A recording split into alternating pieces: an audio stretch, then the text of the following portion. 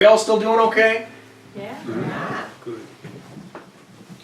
I'm gonna do one or two more. This is the last show, so I'm gonna break out some stuff I don't always break out.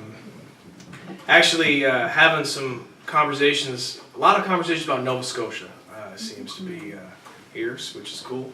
And I got this song that I wrote about someone I met in Nova Scotia. It was a woman and her husband who came to a show, and her husband was in a pretty bad way. He was in a wheelchair and stuff, not very communicative. And I ended up the day after the show. It was in Lunenburg at a cafe, and I ran into that woman, as you do on the East Coast, because you just run into people, you know.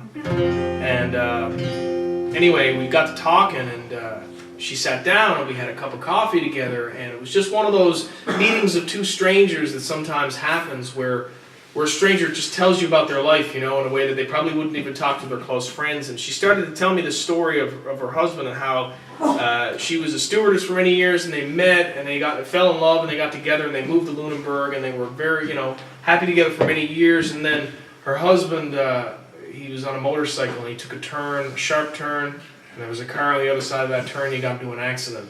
And when she met him at the hospital, they actually said to her that he's in such a bad way that he would live, but he was near comatose, and that if she walked out, he would never know that she was gone.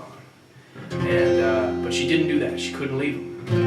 And she said that she took him home and she tried rehab of various kinds herself after the traditional rehab didn't work, just to show him what home was again, you know.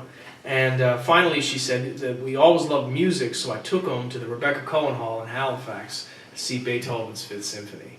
And she said it was a winter day, a January day, and it was snowing. And she said he was still in a wheelchair at this moment as well. And she said I was trying to push it up this hill, and it kept slipping in the hill on the way to the Rebecca Cohen Hall. And I was like, what an image, you know.